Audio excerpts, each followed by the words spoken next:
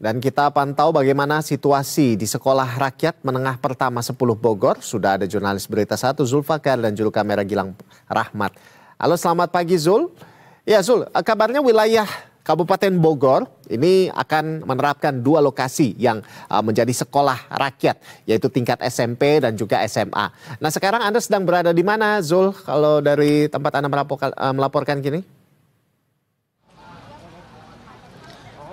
Ya Rolando, untuk posisinya saya sekarang di Sekolah Rakyat Menengah 10 Kabupaten Bogor dan dapat disaksikan juga di layar kaca Anda Rolando dan pemirsa Berita 1. Ini merupakan siswa-siswi sekolah rakyat yang sedang mengantri untuk masuk ke dalam ruangan karena memang hari ini dijadwalkan merupakan hari pertama pelaksanaan dari sekolah rakyat dan seluruh siswa-siswa ini akan mengikuti masa pengenalan lingkungan sekolah atau MPLS yang nantinya di masa pengenalan lingkungan sekolah ini juga akan dihadiri oleh sejumlah menteri kabinet merah putih seperti Menteri Sosial, kemudian Menteri Kesehatan dan masih banyak lagi yang memang dijadwalkan agendanya akan berlangsung sekitar 8 begitu ya.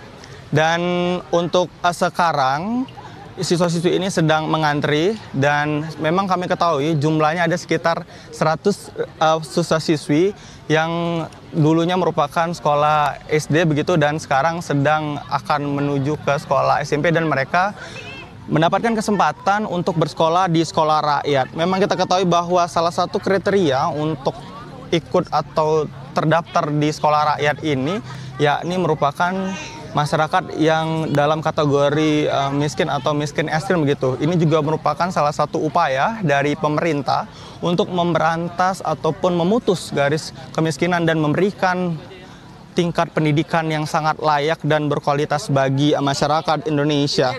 Adapun kegiatan ini tidak hanya dilangsungkan di Bogor saja, Rolando dan pemirsa Berita 1, tapi ini juga dilangsungkan di sejumlah titik lain di Indonesia.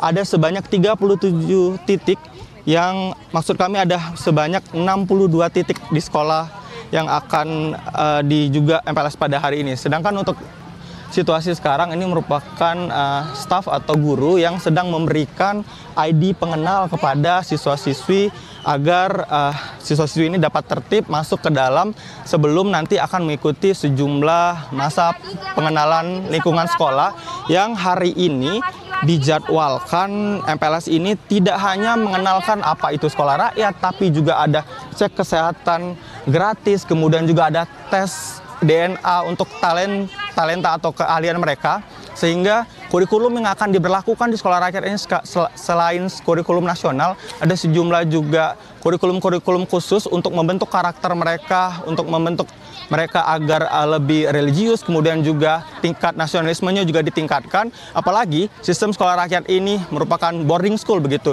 Jadi semua siswa-siswi sejumlah 100 ini akan berasrama dan tinggal di SMP ini selama mengenyam pendidikan. Kembali ke Anda, Rolando.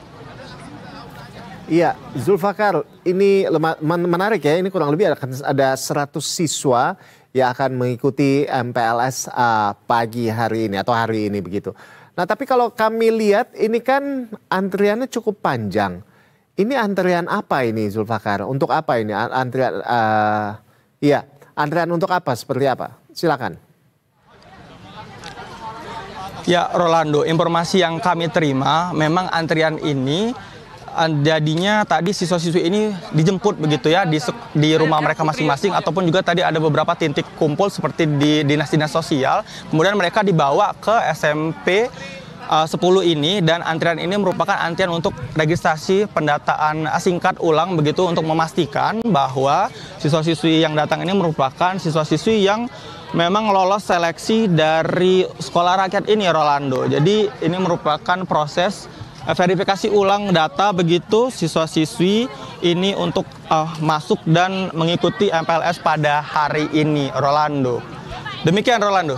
Baik, Zul, dari tadi apakah Anda sudah melihat seperti apa kondisi di dalam atau bagaimana fasilitas di dalam yang sudah disediakan untuk sekolah rakyat ini?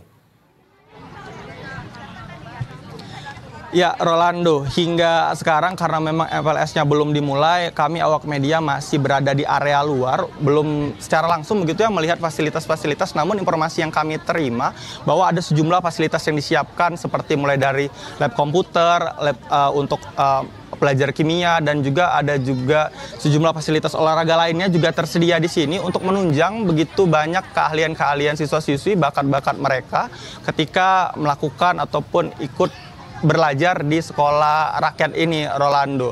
Nanti kita akan pantau lebih lanjut bagaimana fasilitas yang disediakan, khususnya asrama yang akan ditempati oleh siswa-siswi ini. Rolando.